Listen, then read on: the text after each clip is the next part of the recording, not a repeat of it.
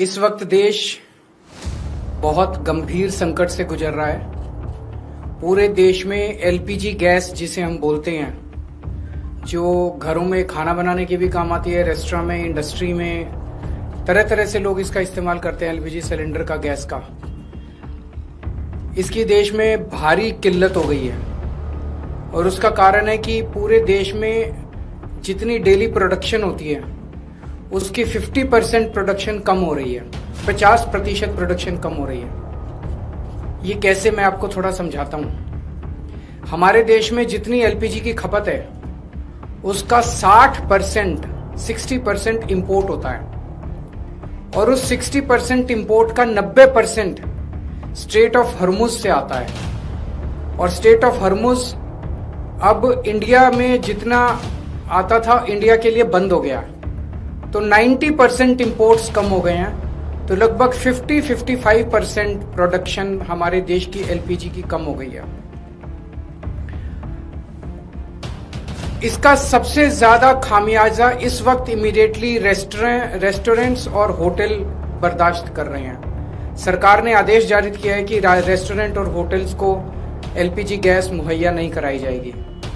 Restaurants and hotels LPG की stock नहीं रख सकते, वो उसको स्टोर करके नहीं रख सकते क्योंकि सेफ्टी कंसर्न्स होते हैं। तो जितने एलपीजी सिलेंडर उनको रोज चाहिए होते हैं उतनी डेली की डेली उनको सप्लाई की जाती है।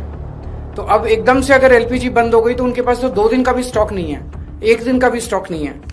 इसकी वजह से अब मुंबई में 20% होटल और रेस्टोरेंट बंद हो चुके हैं, और लगभग अगले 2 दिन के अंदर 50% रेस्टोरेंट और होटल बंद होने जा रहे हैं।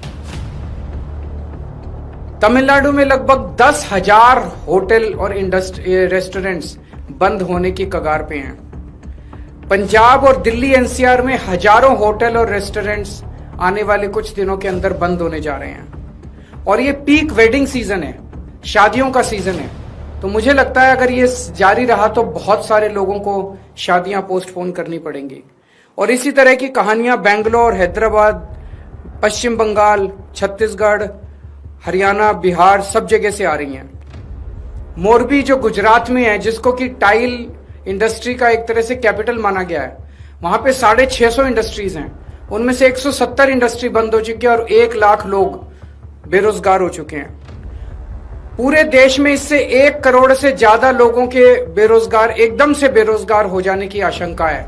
और इतने बड़े स्तर पे अगर लोग बेरोजगार हो गए तो क्या स्थिति होगी, हम सोच सकते हैं।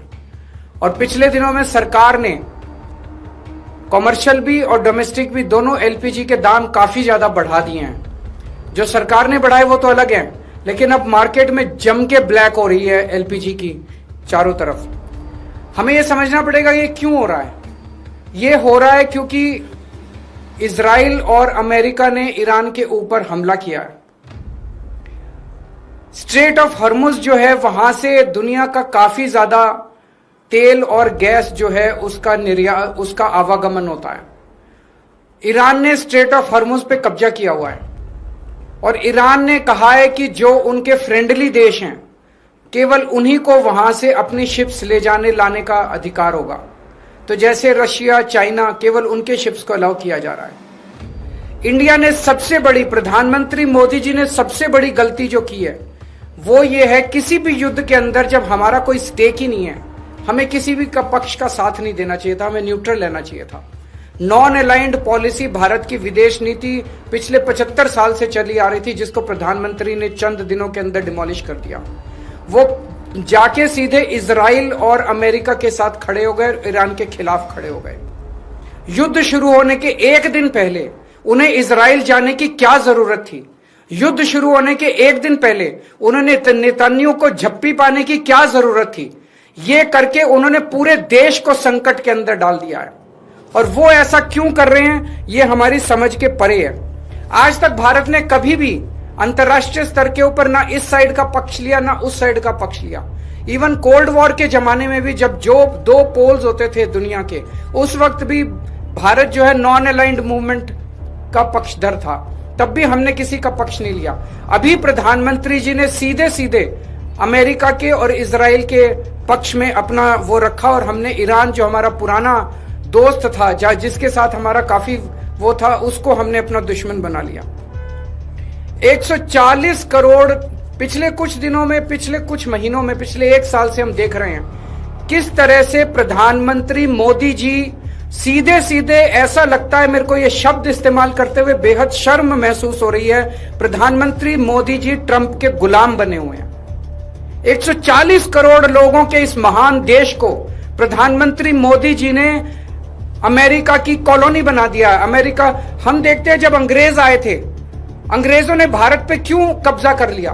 अंग्रेजों ने भारत पे कब्जा किया था क्योंकि उस वक्त हमारे देश के अंदर शासन करने वाले जितने राजा थे वो कमजोर थे, उनको ब्लैकमेल किया जा सकता था, उनको खरीदा जा सकता था, उन पे अटैक करके अंग्रेजों ने कब्जा कर लिया। आज अमेरिका ने हमारे देश पे कब्जा कर लिया है क्योंकि एक तरह से हमारे देश का प्रधानमंत्री कमजोर है, उसको ब्लैकमेल किया जा रहा है। प्रधानमंत्री को किस वजह से ब्लैकमेल किया जा रहा है? एक एक देशवासी का खून खौल रहा है इस टाइम। जिस